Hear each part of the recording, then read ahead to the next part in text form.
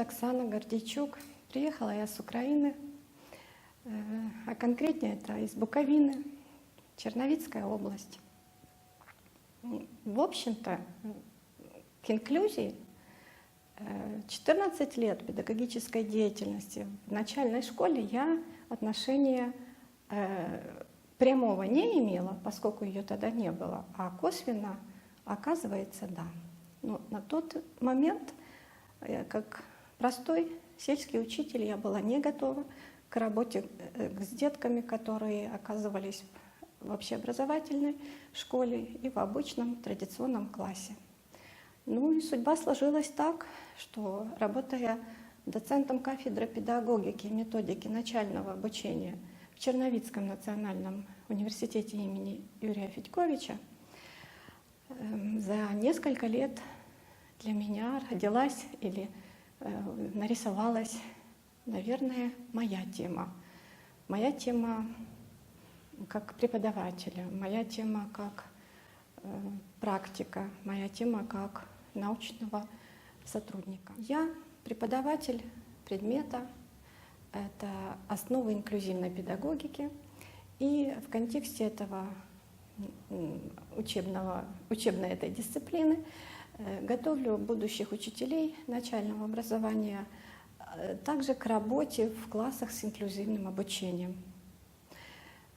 Самое главное, что для меня, это помочь современному будущему учителю получить качественную профессиональную подготовку к инклюзивной практике и деятельности, потому что лично я на своем опыте знаю, как было трудно, не готовой работать с детками с особенными образовательными потребностями. И были многие трудности и недопонимания с родителями этих детей. И очень больно, когда ты не смог правильно провести свою деятельность, и за собой чувствуешь иногда какой-то грешок. И вот на сегодняшнем этапе для меня важно все эти грехи искупить, наверное, в своей деятельности, а к тому же подготовить студента, чтобы у него таких трудностей, недопониманий, я скажу, даже таких грехов не было. И так, скажем так, родился наш проект. Проект, который объединил усилия будущего учителя, родителей, деток. Над названием долго думать не приходилось. Название родилось само собой. Название проекта — это «Будущий учитель», ребенок с особенными образовательными потребностями, родители, точки соприкосновения. Ну, скажем так, содержательная его часть состоит в том, чтобы первое — это привлечь студенчество к волонтерской благотворительной деятельности. И в помощь нам, конечно, это моя сотрудница, которая со мной вместе в университете преподает семинарские занятия с основ инклюзивной педагогики, и ее благотворительный фонд «Мята». Второе в содержании нашего проекта — это привлечение родителей, непосредственно мам, детей с особенными образовательными потребностями, к нам, к учебную деятельность. И третье, на фоне этого всего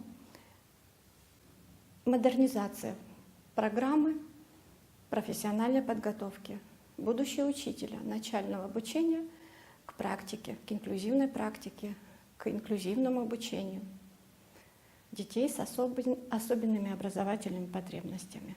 Я припоминаю, на первом занятии пришла идея не начать из темы, которая, как обычно, должна быть, это концептуальные основы или ознакомление с нормативно-правовыми актами, документами. Я предложила студентам, которые еще не знают об инклюзии ничего, принести на это занятие наушники, ну и мобильные телефоны, они у нас сейчас все мобильные.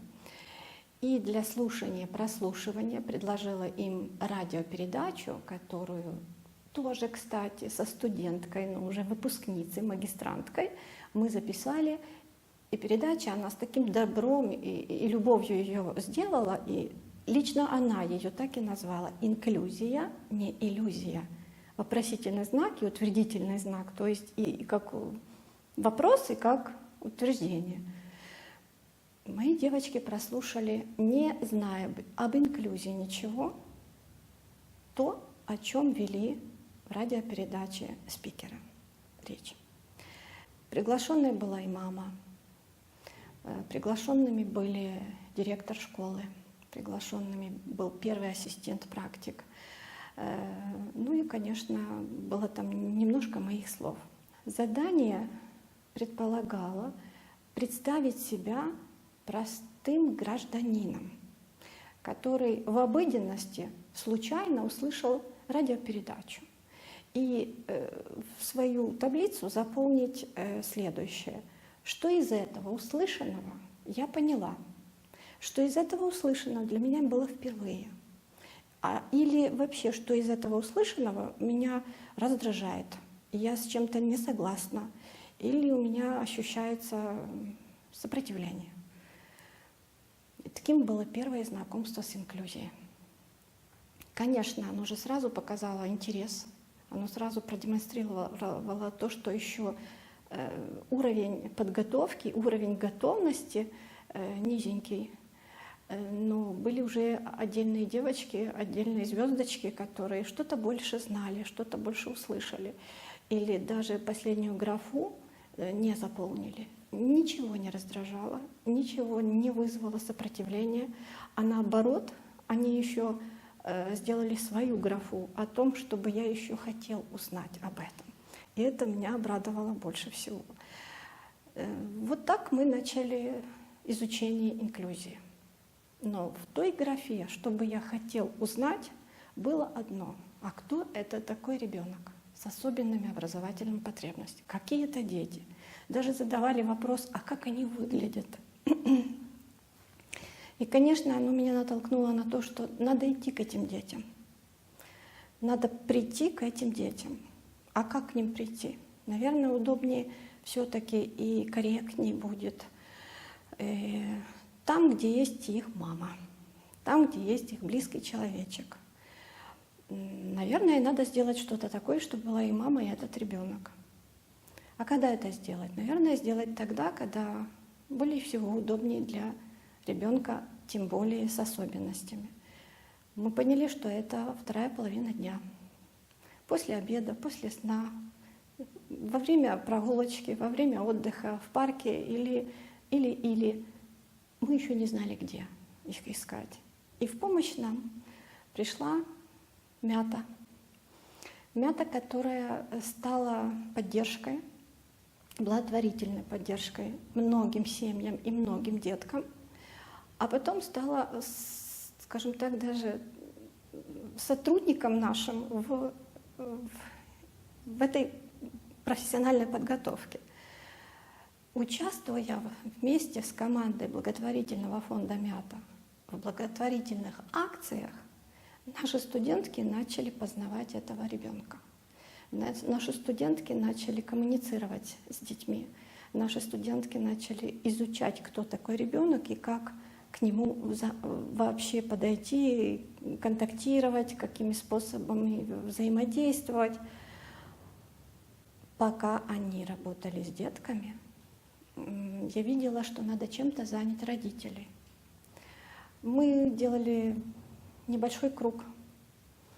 Мы собирали свои эмоции, мы помогали друг другу, мы брали за основу те вопросы, которые наболели, которые надо искать вместе, ответы на них. И таким образом получался у нас даже формат проектной студии. Пока студенты изучают, работают и развивают детей, мы, преподаватели Тая Цуркан и я, мы работаем с матерями. Или консультация, или вопрос-ответ, или то, что нового мы где-то взяли, почерпнули, приехали с какой-то конференции, послушали вебинары, обмен опытом. И мы решили с студентками, что мы каждая разбираем для себя по отдельности вебинар и разрабатываем по нему, по его теме воркшоп. Таким образом, но с целью, с конкретной установкой. Воркшоп, творческая, так бы сказать, мастерская и практическая сторона. После полученной теории от спикера ищем вопросы для дискуссии, сами ищем. А для этого надо не только информацию, да, вебинара маленькую или там еще что-то поискать. Вопросы для дискуссии, вот, вопросы аналогии и вопросы для размышления, вопросы противоречия. И кроме того, интерактивные упражнения для того, чтобы после просмотра нашу группу, с которой мы будем работать, можно было активизировать к учебной деятельности, да, и несколько, там, 2-3 или 2-3 упражнения интерактивных. И получается, мы сами себе сделали практическое занятие или практикум, или получился целый у нас воркшоп. Да, не просто смотреть, а еще взять за основу и сделать продолжение практики. Для этого нужен уже поиск, исследовательская деятельность, самостоятельная деятельность студентки. В общем, ну, и самое важное, что сложность, они-то думали, что в этом занятии ничего сложного нет. Готовый вебинар прослушать, 2-3 упражнения подобрать интерактивных, это проще всего. И, как оказывается, для них найти вопросы для дискуссий, вопросы сопротивления и вопросы аналогии сложнее всего оказалось. Интересными, особенно интересными для моих девочек есть встречи с мамами. И есть 2 прекрасные мамы у нас в Черновицкой области. Это Елена Ончу, Татьяна Барашкова, которые не единожды уже были в аудитории студентства и предлагали себя, в первую очередь себя, как активную, уверенную в себе женщину, как женщину, которая не сломалась, которая, подняв рукава, я так называю, взялась за развитие ребенка. Кроме того, взялась за помощь другим мамам. И к тому же за организацию, целой организации, это «Детские ладоши», которая объединила мам детей и с аутизмом, и мам детей с ДЦП, и других детей с другими нозологиями. Придя в аудиторию, мама готовилась. И я ей не сказала конкретной темы, я ее просто пригласила для диалога. Оказывается, мама готовилась с конкретной целью, с конкретной темой. К нашему изумлению девочки сделали вывод. Мы ждали маму, которая будет озлобленная, уставшая, возможно, иногда, как бы это корректнее сказать, изнуренная, в нервных разных состояниях. И тут, оказывается, они видят стильную женщину, уверенную в себе, современную, умнейшую, я не могу сказать просто умную, умнейшую, и очень компетентной в плане особенностей не только своего ребенка, а советов всем мамам в таких же ситуациях. После этой одной встречи девочки захотели, чтобы эти встречи стали системными. К тому же мы увидели, что на наших встречах и у мамы открывались глаза.